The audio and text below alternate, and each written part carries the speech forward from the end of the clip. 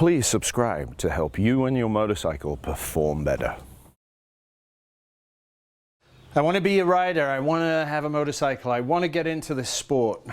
So there are some stages I would like you to go through first. If you want to join the sport, keep watching.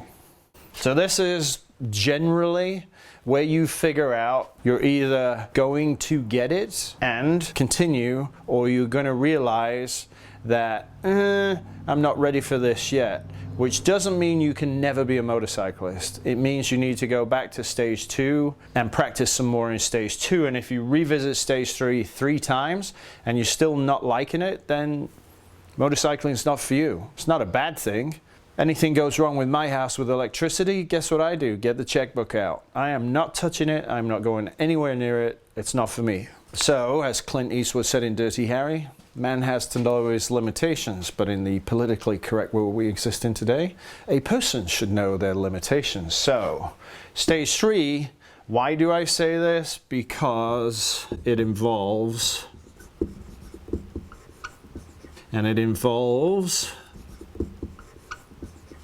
some of us are very comfortable and capable about multitasking with our bodies, doing multiple things at once, no problem at all. Generally, you know right away if this is going to work for you or not. So at this point in time and space, don't be upset with the fact that I don't get it. We'll go back and try again. But like I said, if you revisit and find this is a natural stop point, realize that this is not something that's good for you. But the other part is if you get through this, then you're on to something which involves a lot more expense. So stage 3, this is a huge milestone for me personally when I'm coaching people. Can I do this? It doesn't matter, can I ride a dirt bike? Can I ride a street bike? Can I go to the track? Can I ride at the track? Can I race? It's all the same, you're going to reach this stage of multitasking. The one big dominant factor of all of it is speed. We're very comfortable in a cage, sitting there driving along, because we've done it our whole life. What does this mean? Well, let's break it down. So we're going to go with part A, and you're going to learn that sequence. Starting first, shift to second, upshift to third, bring it down to second, put it back in third, bring it down to second, bring it down to first. Third gear on a dirt bike, yeah, we may be back up in the 30 mile an hour range, somewhere around there. The problem is what we didn't introduce last time was that. So there's a serious issue here that if you downshift too early, you're going to lock the rear wheel, right? So what are we trying to learn here? Well, we've already talked about being smooth and everything, learning and shifting. You may be realizing I'm not talking about idle here. So the person has to use the throttle. So now they're learning that. Just how we learn with our feet, that.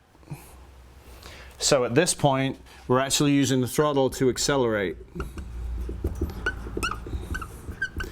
We are coordinating hand, foot, eye, and we're in control for the first time of everything because we're not using the engine idle.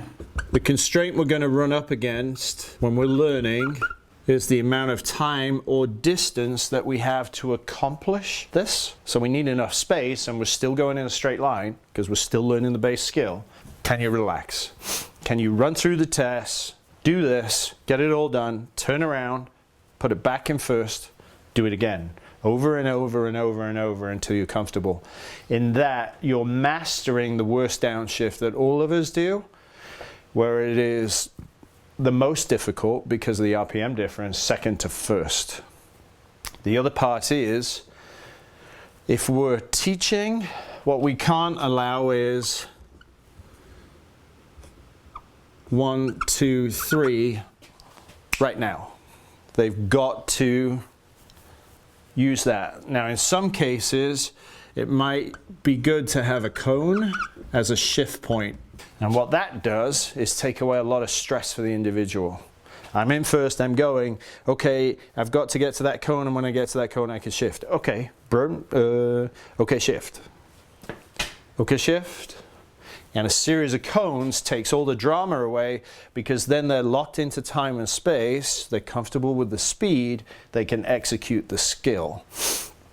timing the shifting is very helpful for people who are not necessarily quite spatially aware and can tie in visually speed.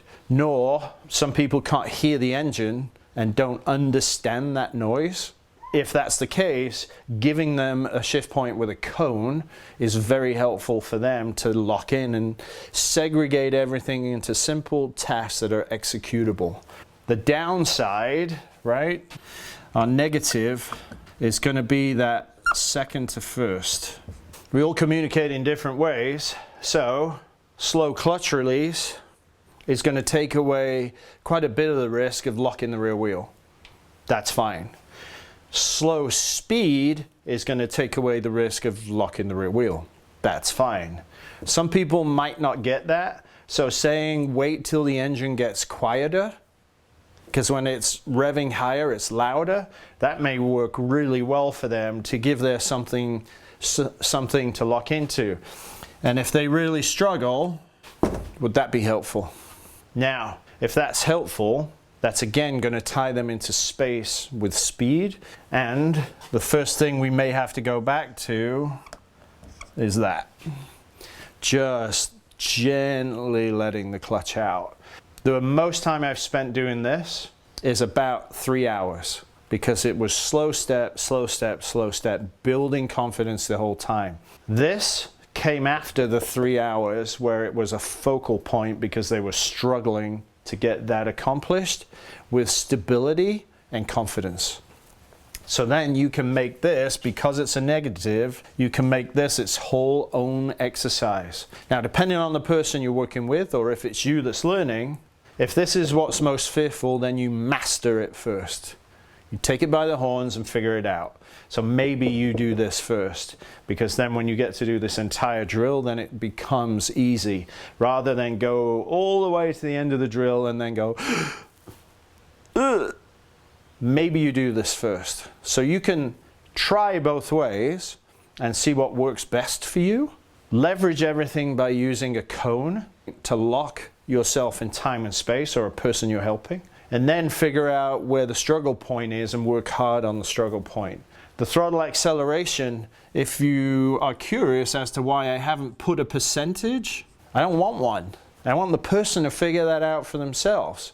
We don't get governors on throttle, so it will only go to 25%. We don't get that. We can't do it. So what we've got to do is let that person figure it out. Normally, we start with trepidation, so we don't go ballistic nuts. If somebody does do that right out of the gate, you have to seriously ask, if you're helping them, or if you're the person doing that, why? Why are you approaching something that is inherently painful if you get it wrong? Are you trying to put yourself in danger? Maybe you shouldn't ride a motorcycle. Maybe you should rein yourself in. If you cannot, then you shouldn't be doing this. That idiom applies to most facets in life. There are things we should do and there are things we should not. So when you're going through part A, the assessment there is, because you've really struggled in the first part to get to stage 3, this is where actually everything should start to move forward, but your self-control is the critical part. So for part A, figure this out. Okay. Anything in a straight line is relatively achievable. Trying to lean the bike and trying to turn the bike are two independent tasks, right? If you're going to lean the motorcycle, you need speed. Otherwise, it simply falls over. If you're going to turn the motorcycle, you need to learn countersteering. And you need to learn that now. You don't want to be steering it like a bicycle. Understanding these two concepts, part B of stage 3, is critical. And these are going to be split. So depending on how you learn, leaning is the easier option of the two. Now, leaning needs speed, and that speed is going to be second gear. You're going to have cones set out that you will ride around in a circle in second gear. Now that circle can start at 25 meters or 25 yards, doesn't matter. We can start with a nice big circle so there's barely any leaning, and with second gear the bike can be going around.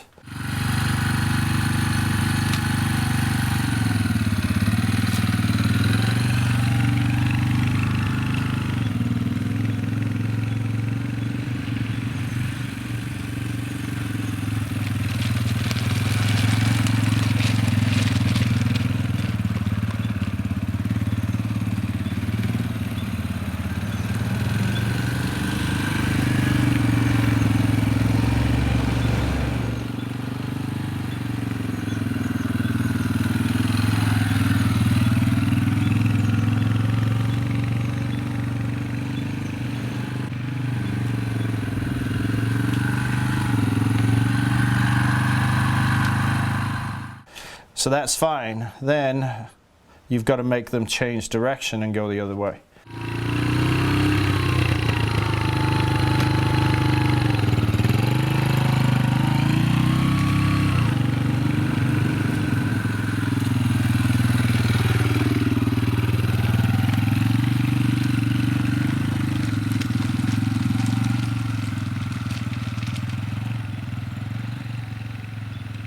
So they learn left and they learn right and control of both. With a big circle, it's very easy to accomplish.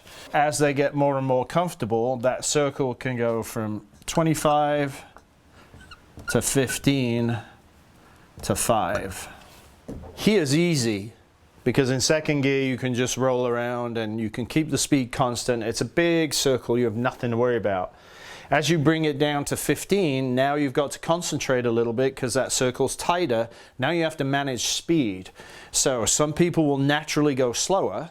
Some people will naturally go quicker with a little more throttle, and learn that if you can keep the momentum, the bike won't tip and fall over, so speed is your friend. Now we're starting to teach percentage of throttle, which gives us lean. So we're tying speed to throttle percentage and riding around the circle and decreasing the radius of the circle. You don't have to decrease it. If they're struggling at 15, you don't go to 5. We've got to keep that positive chain going. We've got to keep the reinforcement. This should be fine.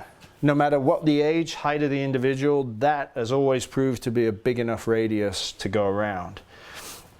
When you tighten it up, so they're naturally going to go slower, or they're naturally going to go faster.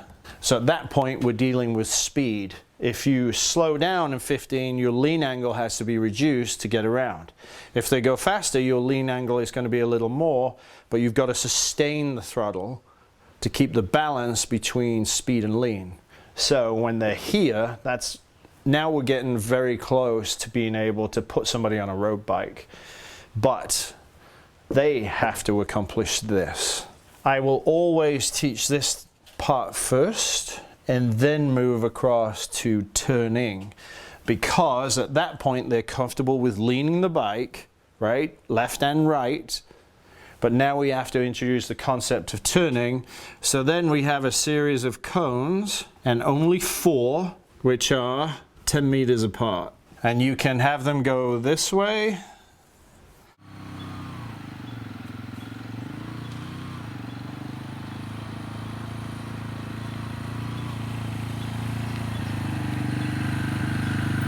you can have them go the other way.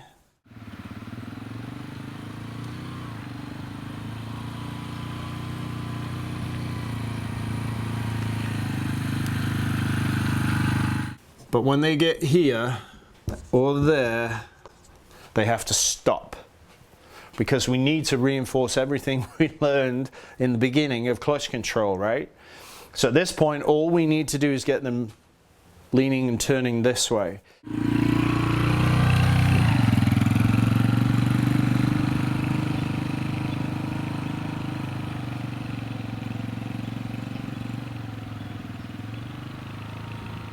So countersteering, how you communicate with yourself or with an individual, all depends on what you understand by countersteering, which is if you push right, go right.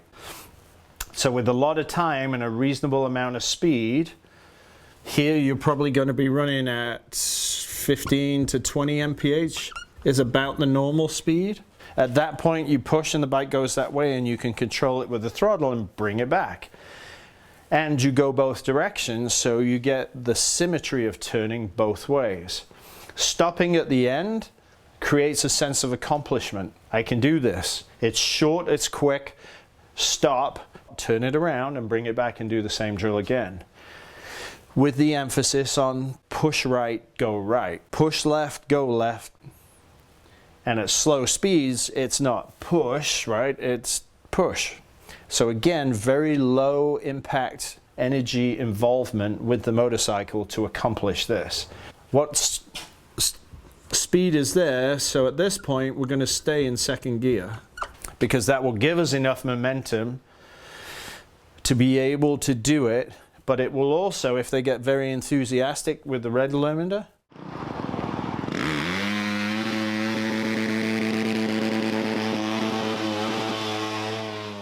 or you get to the point where you're tapping the rev limiter,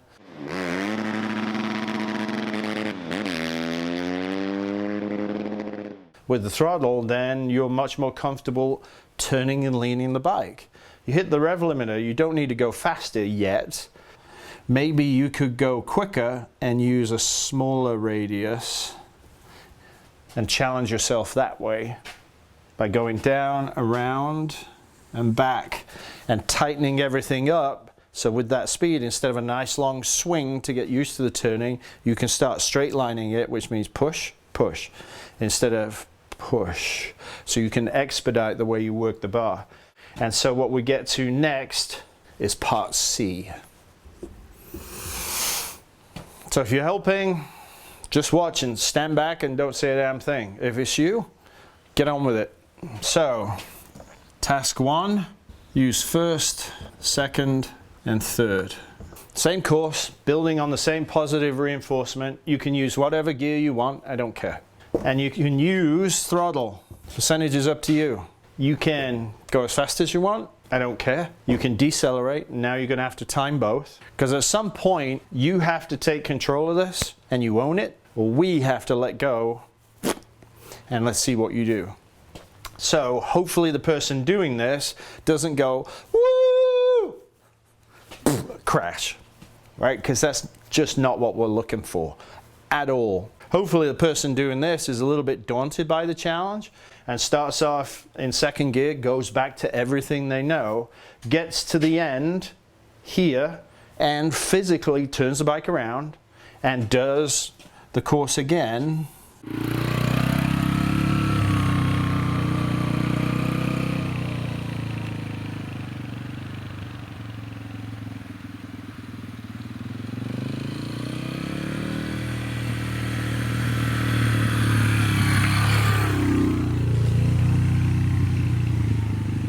And just keeps going.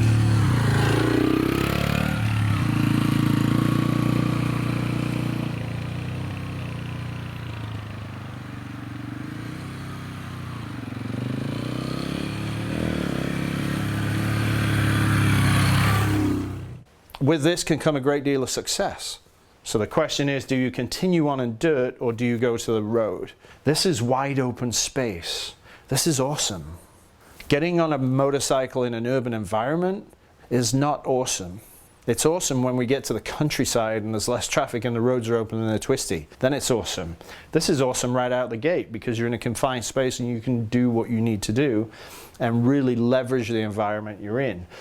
Hence, get a dirt bike first, or borrow a dirt bike first, or lease a dirt bike from your friend first. Because this will tell you if you can go to the street. You're missing out. I swear to God, you're missing out. It's a big deal.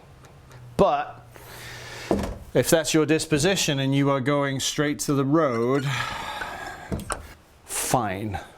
Everything we do in the showroom series is all about fit. We are looking at the following, and this is broad sweeping brush.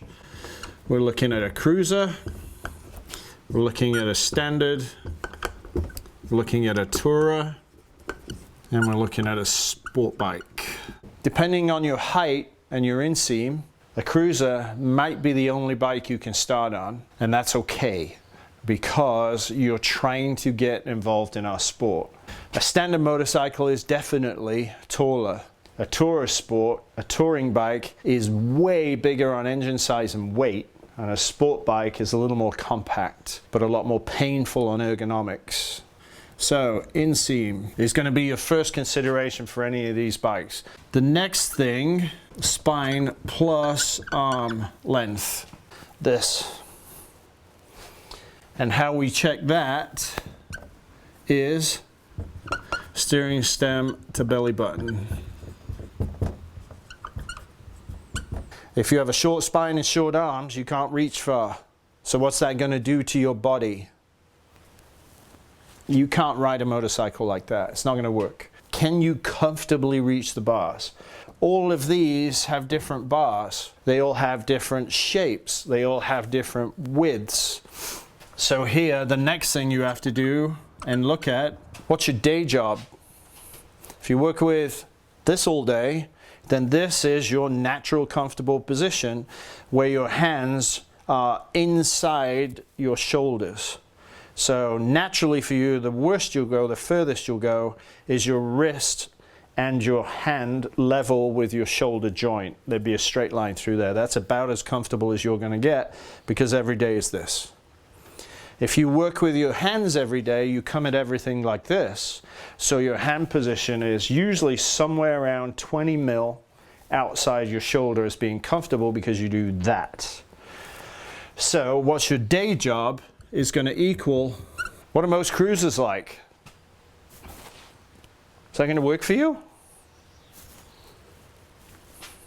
Something to consider. This is one of the most overlooked, nobody cares, nobody figures. It's just part of the 100-year cycle of pain, misery, and suffering. Ride, it's awesome. Ride, it hurts. Sell. Do it again, do it again, do it again. Repeat the cycle. So one of the most important parts here, obviously this is critical, but this, we use our hands all the time. If you're not in the right zone with the right handlebar width, your hands are going to get exhausted. So because of that, that may cause you to move away from the sport, which doesn't make sense when you could just buy a handlebar and fix it. Out of these three, what's your personal number one? Do you have to have your entire foot on the floor? Find a bike. If that's your number one priority, you have to make that happen. If it's that you want to be comfortable here, then that measurement is by far the most critical.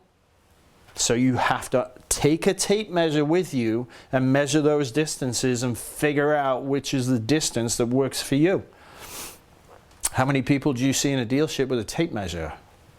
Well, hopefully things are going to change. And then if you work a lot with your arms and your hands, you need to be comfortable here. So out of these three, you have to figure out what is your number one concern and honor it. Because all of these have to tie into that number one concern. Because if you purchase something that doesn't honor that, you're really going to struggle with the motorcycle, you're going to struggle with the experience, and you are going to move away from the sport in general, especially if you are going out buying a motorcycle and you want to learn how to ride it. Personally, if I'm asked and if somebody's seeking my guidance, there is no number one. You find all three. So you have to have that 100% correct, which leads us into the next problem, which is money. We all know we're going to get something set aside for this. That's fine, whether it's new or whether it's used. But now you have to make it right for you. So in getting it right, what's that cost going to be? So you have to figure out, do I need bars? Do I need levers? Do I need rear sets? Do I need seat higher or lower? What's more important? At this part, ergonomically, maybe there's 2 or 3 other things for you on your list that are equally as important as these. But these are the critical 4 things. What do I need to change to make this bike that I'm buying right for me? That excludes any kind of power, plus any kind of bling, and any kind of accessory that doesn't help you here. We don't need more power, we don't need more noise, we don't need gold colored bolts, we don't need a double bubble windshield, we don't need carbon fiber, we don't need other stuff, because if we can't get this right, we are just repeating that 100-year cycle of new bike, ride a lot, it's awesome, ride less, it hurts, sell, do it again. So you have to come up with a budget. And that budget has to be completely separate from the purchase of the motorcycle that you are going to choose. So what's it going to be? And I haven't even talked about suspension yet, because that doesn't matter quite at this point, because your physical comfort is far more important. We can get to the rest of the piece on suspension later. Depending on your height and what you do for a day job, some or all of these categories, or only one of these categories, may work for you. So what's it going to be? And the only way to do that is do one thing.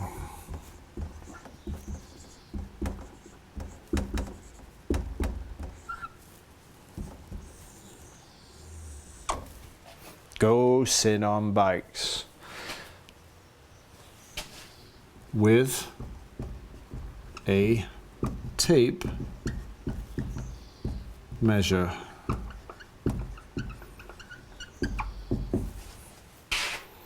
Not hard to put a little tape measure into your back pocket and go do this and figure all this out.